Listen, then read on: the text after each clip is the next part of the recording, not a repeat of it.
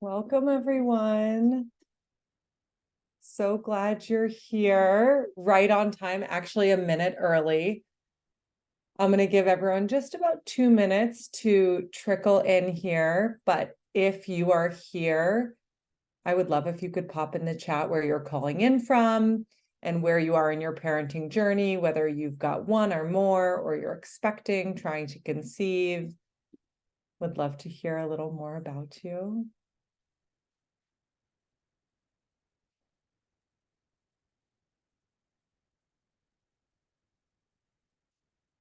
Our chat should be up and running.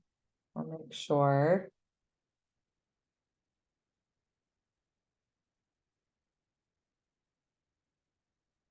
Just about one more minute and I will get started. Hopefully you can hear me. You can see me. You can see our slides okay. It's so funny. We've been doing Zoom for so long yet. I'm always unsure if it's working properly. I don't know if that says something about me.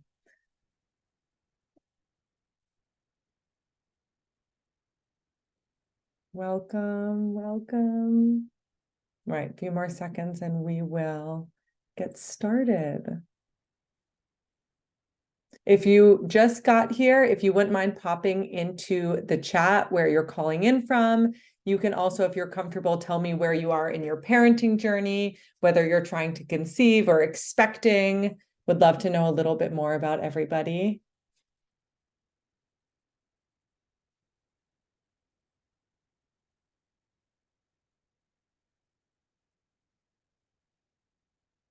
Welcome. Okay. So I'm just making sure. So chat, hi Lee, 2.5-year-old and expecting in January. So the kids will be a little over 2.5 years apart, like my boys. Southern Cali and expecting baby number 3.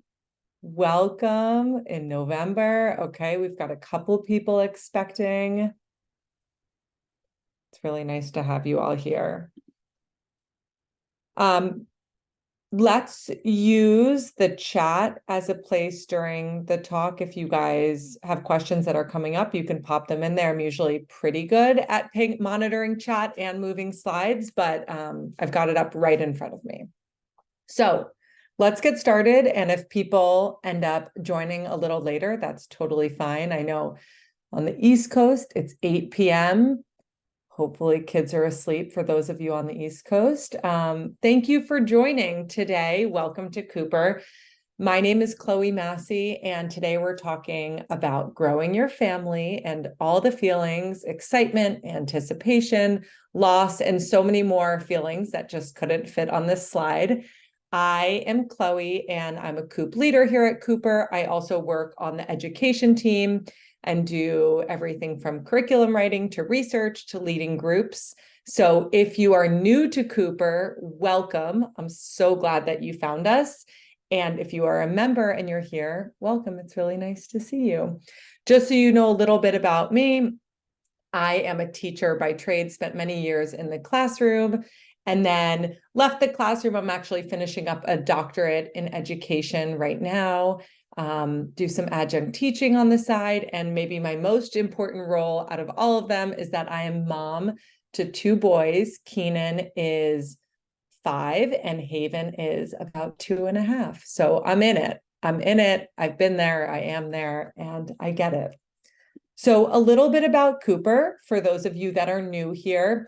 We are a virtual parenting community. So we are really trying to be the village that we all need in raising children and going through this really wild journey. We're a membership-based platform. So within our membership, we have small monthly group sessions where we talk about all the ways your children are developing and the daily struggles, definitely the wins too. Always led by an expert in the field. So someone like myself. We have live assemblies like the one you're attending tonight. We also have live weekly parent coaching through something called office hours, where you can pop online and ask your most pressing parent questions and get a response in real time. And then, of course, we have 24/7 community support via our Cooper-wide community chat. So welcome. And I'll talk a little bit more about membership at the end for those of you that are new here tonight. Okay, our agenda for today. So we're talking all things parenting and expecting and growing our families. So we're going to talk about making peace with our own parenting. We'll talk a bit about intergenerational trauma and the impact that actually has on your parenting. This is one of my favorite things to talk about, because even though I work in child development and I live and breathe all of this, I am still somehow not prepared. So we're going to talk preparing to not be prepared. We'll talk managing anxiety and fears, struggling to conceive, secondary infertility, and we'll leave some time for questions at the end. So let's get into it. So wherever you are in your parenting journey, and I know we've got a mix here, whether you're expecting your first or expecting your fifth, right?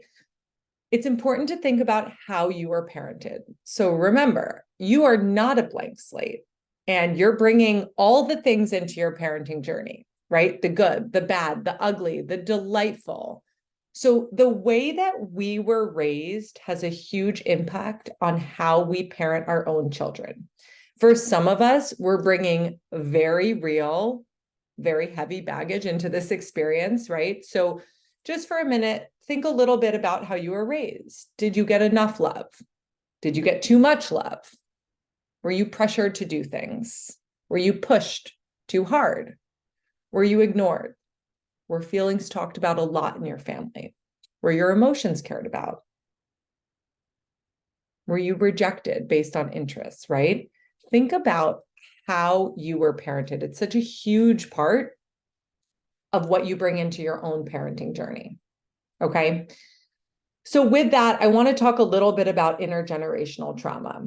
And what we're really talking about here are adverse experiences that happened generations before us. Okay. So these are things that would have happened to family members that you likely never even met. And it's important to talk about these because these experiences can actually change how we're hardwired to respond to threats. So for example, if your family faced slavery or racism or war, right? Or maybe there were family members that came from a family with domestic violence or alcohol abuse or the trauma of poverty. Those experiences may have been so profound, right? And again, these are family members you may have never met, that even generations later, our bodies are hardwired to respond to threats in a different way. And so researchers are saying, yes, intergenerational trauma is real, and it exists in some way for all of us. So originally, this idea of intergenerational trauma was studied with Holocaust survivors, right? But actually, over the last few decades, we've come to see that it's more than Holocaust survivors experiencing this, right? Other marginalized groups of people around the world and from various cultures are having similar experiences to trauma. And so while you are the one parenting your child, or you're getting ready to parent a new child, right, that you're expecting, we are bringing in all these experiences. And I feel so fortunate that we have the opportunity tonight and the time to just think through what this looks like. It feels like a privilege to be afforded the opportunity to think about this. So a state of chronic crises may once have been necessary, but generations later, some of us may still be living in this heightened survival mode. Okay. So for example, we may see how our genes are expressed on a micro level, which is called epigenetics, or how our body might be activated by certain triggers in our environment, or how we perceive our emotions. These are all examples of how we may be living in this heightened survival mode. So some of us may have a higher baseline of stress. Some of us may be more sensitive to threats of danger or more activated than the person next to us, right? So in the case of intergenerational trauma, this chronic crisis mode that I'm talking about at one point was really necessary, right? For the family members we talked about in the previous slide, who we didn't even meet. So learning to stay calm for them was necessary. That sense of fear that was required for them was necessary. But now, generations later, right, we're living in this heightened survival mode. It's also called hypervigilance. And this is what I really want to talk about today. So the question becomes, how do we overcome these tendencies? And again, it doesn't matter where you are in your parenting journey, the question's still the same, right? These tendencies aren't going to go away on their own. And I want to be clear, this is not about blame on family members who we may have never met, right? Or on ourselves as guilt. My gosh, guilt is well documented in the literature. This is just an important chance to work on this. So again, think for a second. There will be a couple chances through our talk today to just reflect, but maybe you have a short fuse as a parent because you were constantly yelled at as a child, right? Or maybe you're hesitant to get into intimate relationships with people because the message you got growing up was that people were dangerous. So how you were parented impacts how you parent. And this is huge. So for those of you with kids, this may not be challenging to do. I know for me, after a long day, this is an easy one. I want you to think of a disruptive behavior that a child of yours might have. So maybe it's something they do when they're angry, something that gets you going in a certain way that really upsets you. I'm like, can you tell it's very fresh in my brain right now from a long day? Chances are this is some way tied to how you're parenting. And it can be very triggering to deal with a behavior that reminds you of how you were parented, okay? I want to remind you all, and if you've been with Cooper, you've been in a Coop group, you've likely heard this, but we are in an interesting place in parenting right now. So we are living in a very permissive state of parenting.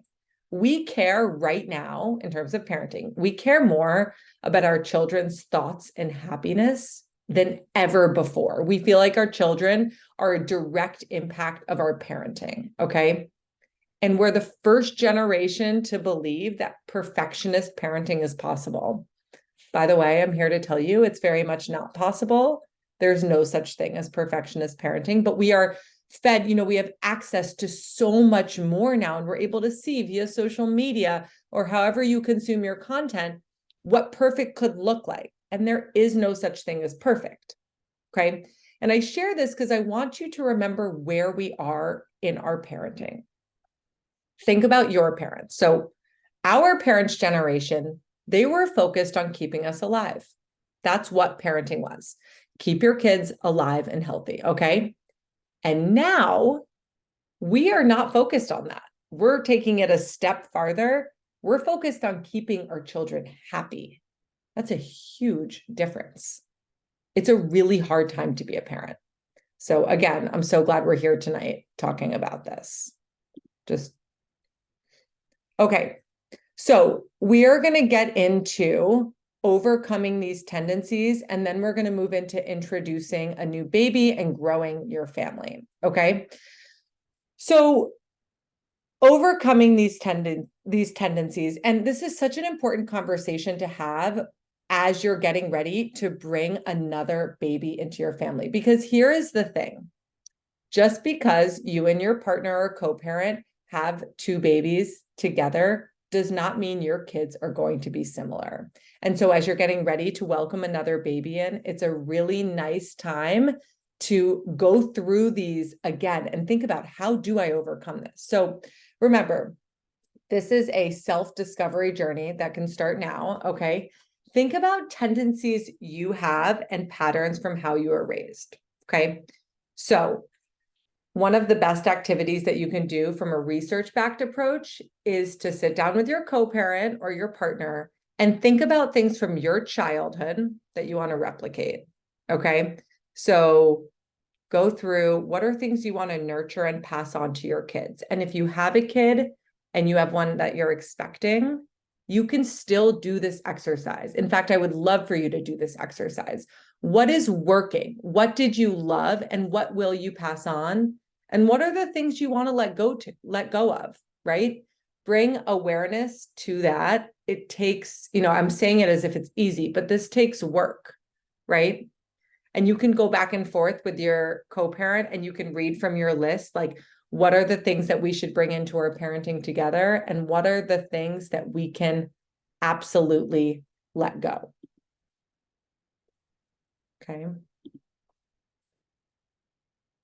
So as we get more into this, and you're getting ready to grow your family, some of you are expecting a baby right now, and some of you may be trying to conceive. The message is similar to what it was when you were getting ready to have your first, which is you need to prepare to not be prepared. And this is definitely hard for many of us. I know I'm a planner, so for me, this is a real challenge, right? But finding flexibility and forgiveness, avoiding pressure to be a certain way or to control what can't be controlled, right? And this is the same whether it's your first child or your 10th child, right? Which does anyone here have 10 kids? That would, so many. Can you make peace with the uncertainty of the process? And let's be honest, there's a lot of pressure and expectations around this topic. So wherever you are, there's pressure around how you get pregnant, right? How you feel during your pregnancy. Are you one of those people that's like glowing and loving it? Are you someone who's feeling horrible in your own body and not like yourself and really struggling through your pregnancy? How you feel in a second pregnancy or a third or a fourth may not be how you felt in your first. There's pressure definitely around a birth plan. So one question is, how can you make a birth plan if you've never delivered? And even if you have delivered, how can you know what this experience is going to be like, right? There's pressure around the delivery and then the newborn period. The expectations are so high and anxiety can arise because when we can't predict what's next, our anxiety can grow. And welcoming a new baby into the family is definitely a time when we cannot predict everything that's coming our way. We can't predict what our baby's going to be like. We don't know what their temperament's going to be like. We don't know how they're going to come in and mesh with the current child or children that we have in our family, right? Let's talk about another layer, right? Our babies are born, I don't know if you guys know this, but our babies are born early, and that's how the fourth trimester name actually comes about. You give birth to your baby before they're ready to be born. So we are one of the most underdeveloped mammals when we're born. For those of you that have babies, you know at the beginning they can't survive on their own. They absolutely need you to do everything, to read their cues, to feed them when they're hungry, to keep them warm when they're cold, to change them when they're dirty.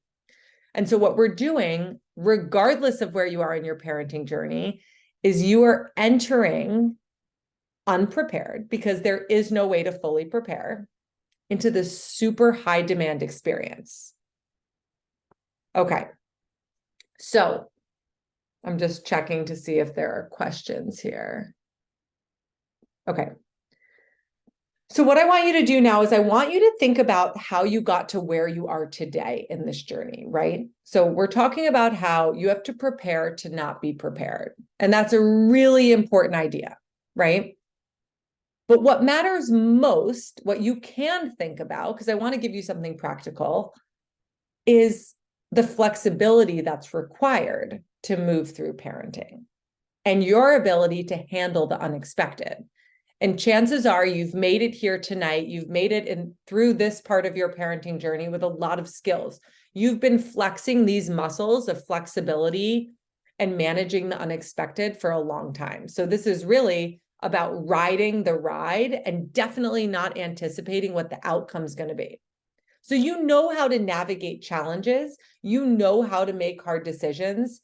And during this period of uncertainty, lean on these skills. okay? Because like I said, there's only so much you can do to be prepared. With a new baby, as you're growing your family, whether you are expecting right now or you are trying to conceive, oftentimes there's a lot of unknown. We can't anticipate things. We don't know what our family's going to look like. We don't know if our family's going to look the way we wanted it to look. And all of these feelings and thoughts can make us grow anxious. So I want to talk a little bit about anxiety, what this looks like, and how to handle it. Okay. So what we know from the research is that the highest satisfaction for parents comes from actually learning how to manage their anxiety and not try and get rid of their anxiety, right? So the treatment for anxiety is not to make no anxiety. Instead, we want to talk about how to live with this anxiety and perhaps this growing anxiety when you're in this particular phase that you're in, okay? Getting ready to grow your family. So some things to think about. Accept all feelings in this process. Okay, so the research tells us that we often punish ourselves for having negative feelings. But guess what? You're allowed to feel ambivalent about being a parent. You're allowed, and it's talked about in the research. You're allowed to feel joy and pain. Okay, and you're allowed to have days where you wish you weren't a parent, or you wish you weren't expecting, or you just absolutely can't imagine what your life's going to look like and you're scared at the thought of having a second or third or first kid. So you want to accept all these feelings and know that in this process, switching back and forth between these feelings is a normal part of growing your family. So welcome this anxiety as a visitor. You knew anxiety was going to come into the picture, right? And believe in your abilities to move through it. For so many of us, and we talk about this in Coop groups a lot, and we talk about this with our children, making anxiety physical can be really helpful. And there can be so much unknown when you're growing your family, right? So there are a lot of thoughts that go back and forth, like ping-ponging in our head. And to get them out of our head, the best thing we can do is make anxiety physical, whether it's taking a really big deep breath or kind of like shaking it all out. Or if you're someone who loves to exercise, moving your way through it, whether it's a walk or you're doing some other type of physical activity, right? For a lot of us who have a really challenging time trying to conceive, whether it's your first or second or more, right? There are a lot of worries that show up. So set aside worry time. Worries are often not productive, but they're just a natural part of being human, right? So whether you're trying to get pregnant or you are pregnant, set aside a time in your day where you want to worry, okay? You can write it down. That works for really well for a lot of people. You could do it with a co-parent. Get out your worries. And I love the idea of like if you write it out, put those worries on a shelf out of reach, in a lockbox, in a closet, remove yourself from them. So it's okay to worry. It's a natural human response. And get it out and then move away from it and say, tomorrow I will get back to my worries. The other thing you can do to help with anxiety is reflect on what's worked for you before, right? Is there another, if you're having a hard time conceiving, for example, is there another experience you've had in your life that has left you feeling a certain way, maybe lost or alone or disappointed, right? What did you do? Did you lean on community? We talk so much at Cooper about the importance of leaning on your village. We were never meant to be parenting alone. And here, so many of us are doing that, right? Do you ground yourself in self-care during those hard times? And what does that self-care look like for you, right? I'm talking about deep, deep self-care that heals you from the inside out. Again, this community piece, finding a village, it is so valuable, especially when you're trying to conceive or experiencing second-time infertility. So valuable to feel seen, heard, and validated by other people going through the same thing. Okay, so when other people can relate to you, it just makes the whole experience a little bit more tolerable. And again, that's, one of the main things we do at Cooper is we are that community, and not just in this growing your family phase, but beyond, because we never lose that need for community. So for those of you struggling to conceive, this can be a really complicated time and experience for you. And so I just want to make sure we talk a little bit about what this looks like. Accepting feelings, finding balance, and maintaining connection. So part of the pressure, right, that we have this external goal for so many of us, which is to have a baby, right? But we often don't have patience once this process starts.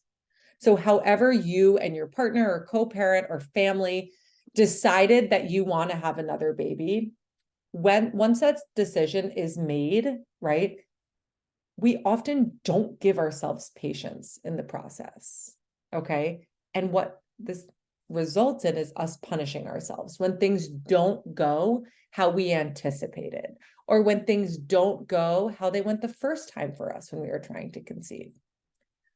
So one of the things that you can do is you can make room for feelings of resentment, for feelings of disappointment. And all I'm trying to say is that these feelings are normal, and there is nothing wrong if you are feeling angry in this trying to conceive phase, or you are feeling resentful, maybe of your friend who had an easier time than you, or who's feeling great during pregnancy and you really don't feel well at all. So part of this is letting go of what you thought the process would be. And there's that preparing to not be prepared again, right? Maybe you had a vision of what growing your family would feel like. And maybe right now you're sitting wherever you are in the country, listening to me talk, thinking, this is not how I imagined I'd feel as I'm getting ready to welcome my second child, right?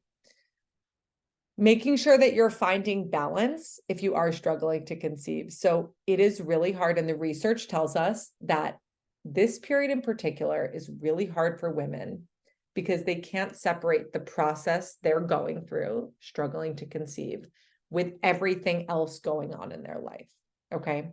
So finding a balance of things you love and things where you do feel successful is important when you're navigating the challenges. And then again, and I'm going to just say it one more time, the connection and support piece is essential to your mental health. And if I don't have you convinced, I'm sure some of you are familiar with Harvard's study on adult happiness, but the study really emphasized the importance of connections with other adults.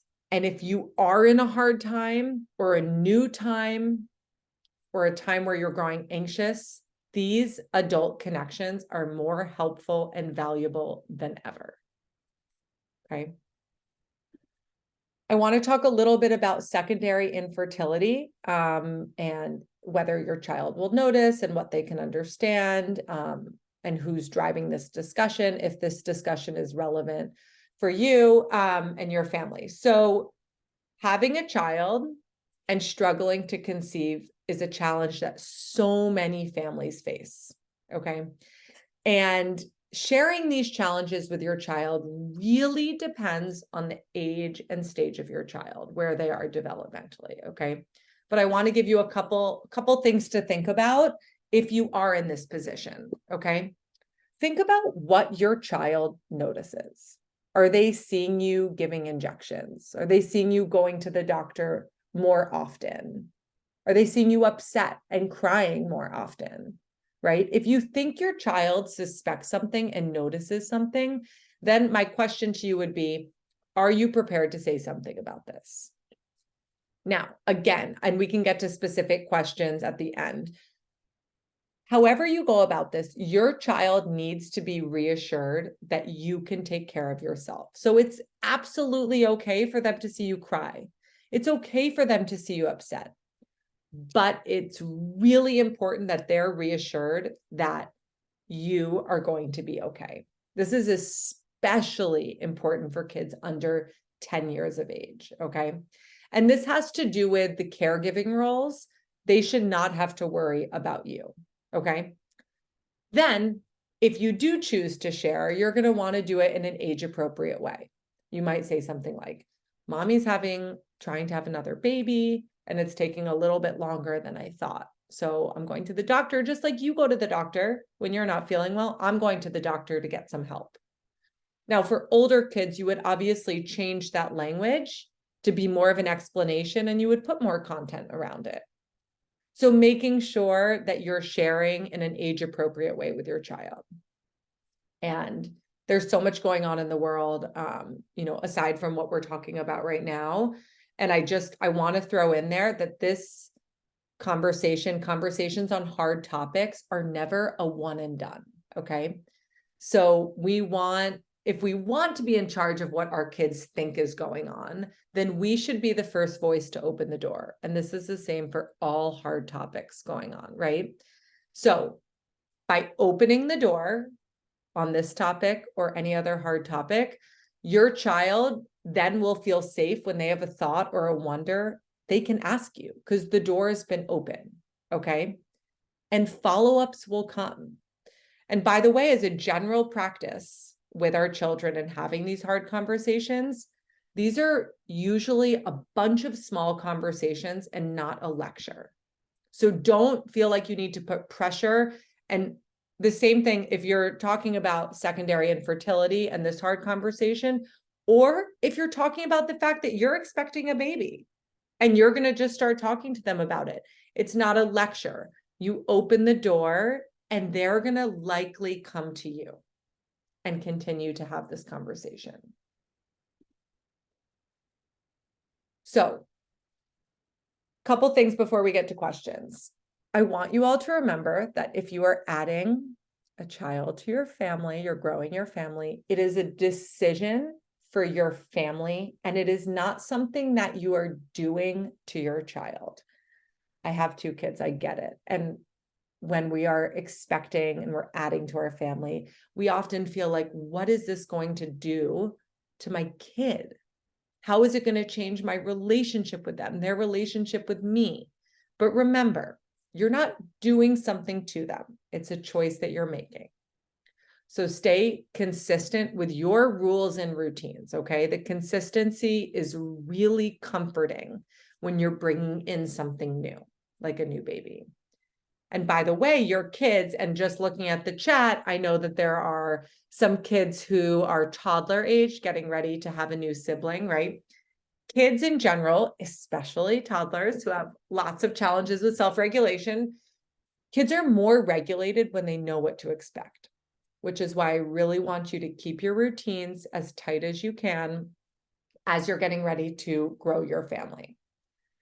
In terms of preparing, and I already got this question, how to prepare your older child, there's so many great things that you can do, and I just want to run through a few. You can talk to your child about what they were like as a baby, right? You can look at pictures of them. I mean, the beauty of having all of the pictures, all 40,000 pictures I have on my phone, right, is I can pull up pictures of the day my kids were born. Look at photos, talk about what happened. Another thing you'll want to do, depending on the age of your child, is talk through what it's going to look like when you go to the hospital to have your baby. Who's going to be with them? What are they going to do? You can, of course, reassure them that you'll be back in a few days, and that's when their little sibling's going to be coming home. You can talk about what things are going to look like once you return home. So if things are going to look a little different at home, you might say, you're still going to go to school every day, which assures them that their routine's going to stick. But you might say something like, you're going to notice grandma's going to be around more because mom needs help. Now that I have 2 kids, I'm going to need even more help getting dinner on the table, right? Carving out special one-on-one time with your older one or your older ones is really important. So you can do this while you're expecting and after the baby comes. And honestly, even 10 minutes a day in the morning or in the afternoon can be so meaningful. And this goes back to, again, if you've been with Cooper, you've heard us talk about the importance of quality time and not quantity, right? Quality time is so much more important. So if you're someone who loves a schedule and lives and breathes by your calendar, put 10 minutes in your calendar, 10 minutes to be with one of your older kids, right? And that connection time, even 10 minutes, is so worth it and can make such a big difference.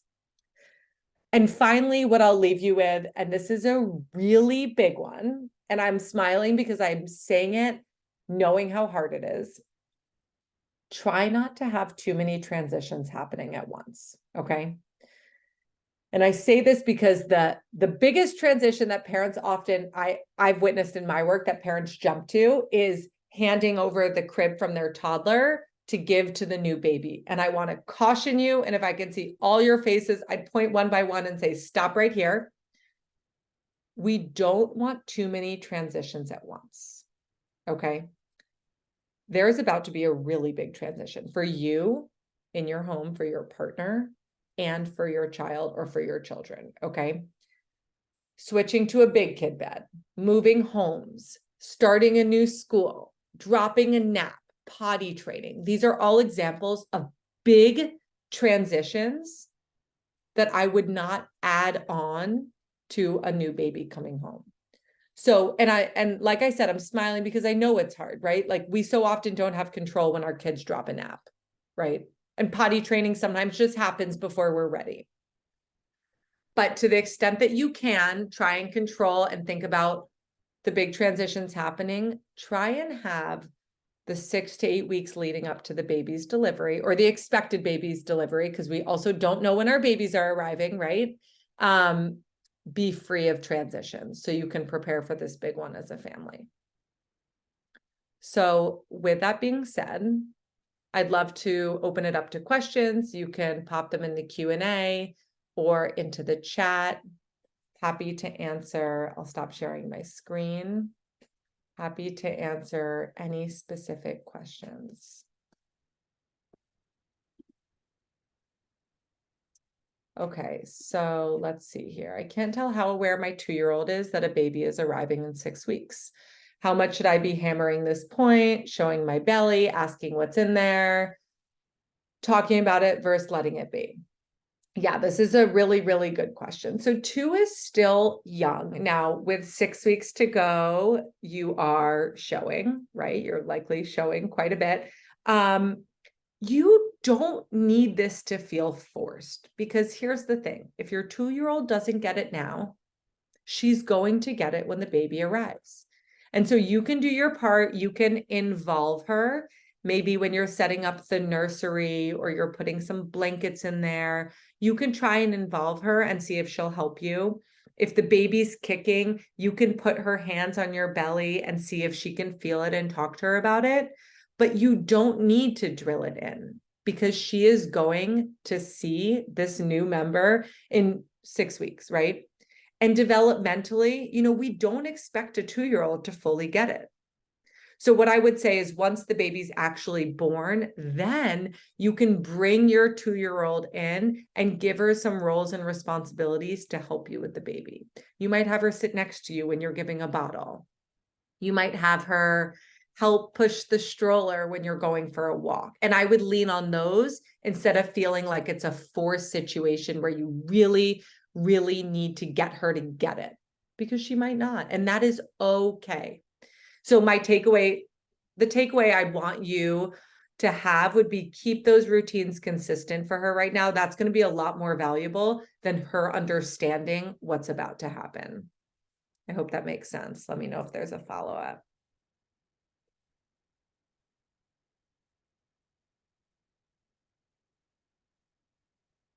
Any other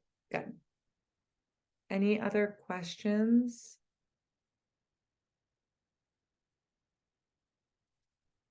So for those of you that are new to Cooper, I've got another one.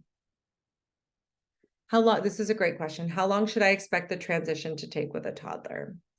You might not love the answer to this, but it really depends on the child. It depends on their temperament, right? And every kid is different. And I think a really big, something to remember is that no 2 kids are the same, even in your own family, right? So I would leave space for the transition to take some time. And it's not like you're going to bring the baby home and all of a sudden it's going to feel like this huge transition. It might take time. If you already have a child, you might remember the early days often for many babies are very, very sleepy, right? And so it might take a while for your older one to understand what's happening. And if they're at school or at daycare and they're not home, you know, they're going to be spending a lot of their day doing what they were doing before they had a sibling. So it may take time. You might start to see it. I'm going to kind of answer two questions in one. You might start to see some jealousy. That's okay. That's normal, right? I would say what's more important than the jealousy coming up, because jealousy happens, is how you handle it and the guilt that you might feel because of the jealousy. And that takes me back to the point I made before, which is you aren't doing something to your child. It's a family decision. When you're growing your family, it's not something you did to your child. Jealousy might come up. I would say the hardest times of day, right, are often when you would be most in demand with the baby. So however you're feeding your baby, you know, nighttime, that witching hour we so often hear about, can be a really hard time when you've got multiple kids. So being prepared as best you can and thinking, how am I going to get through that 4:30 to 7 p.m. time? That's already really hard with my toddler, right? And maybe it's making sure you've got dinner prepared a little earlier, or asking for help, which can be so hard for so many of us. Asking for help, a neighbor, can you please help me with dinner? Are you able to help me with one of the kids, right? But jealousy will come up, and that is absolutely a normal reaction. And one great way to handle the jealousy is making quality time for quality time with your oldest or your older kids. And again, it's a temperament thing. Not all kids react with jealousy. Some kids will lean into their role as older sibling, and some kids seem like they could care less, almost like an ambivalence. That is also okay. And again, just think about what your expectations are, right? I know as I was getting ready to have my second, I saw all of these pictures on Instagram, you know, big brother, little brother, matching t-shirts, and just like a love fest. And I really had to think about, you know, am I expecting it's going to be like that? I can assure you it was not like that. But they're good buddies now for the most part, 70% of the time. Other questions? These are really, really great questions.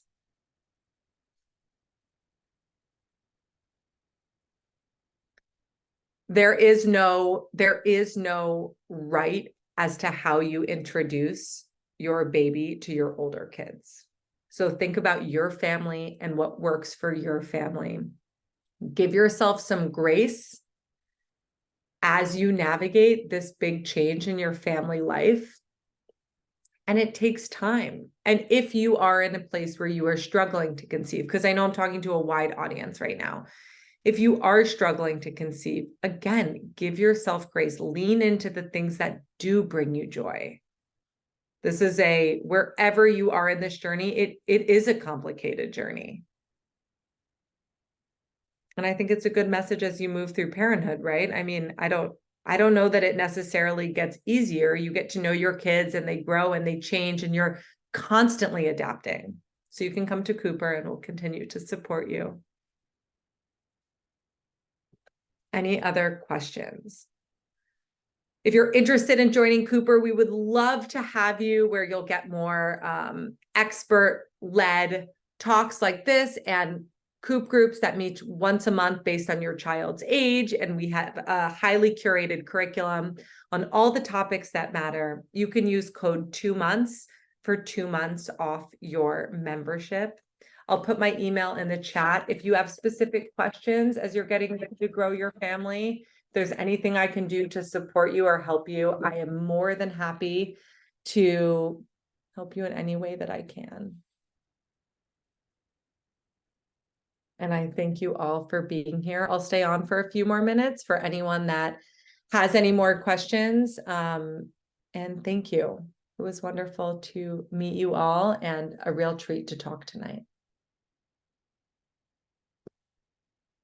Thank you, everyone.